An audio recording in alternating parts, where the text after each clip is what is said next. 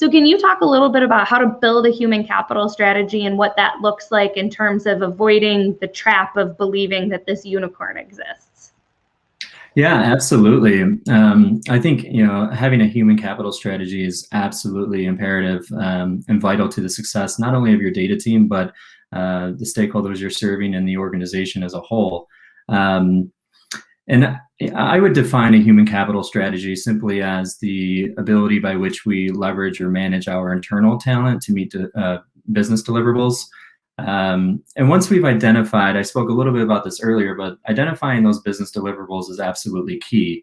Once we've done that, we can really then start to have conversations around structure, skill set, team size. And some of the questions within all of that that you're answering or you hope to answer is, how will our data team collaborate? How will tasks or projects be delegated and improved? Are we considering a top-down structure? These are all things you have to think critically about when forming a data team.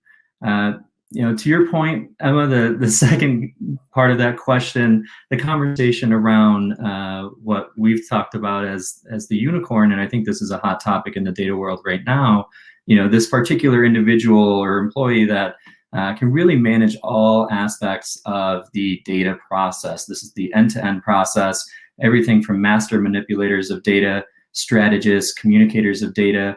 Dave spoke earlier about people who excel in visualization. That's a piece of this as well. And I think you really have to understand, and this goes back to the maturity of your organization, what type of data person or personnel do you need? Which one of those areas are you trying to fill or address in your organization? Is it someone that is extracting the data from the CRM? Or is it that person that is throwing information into Tableau and communicating that out to key stakeholders?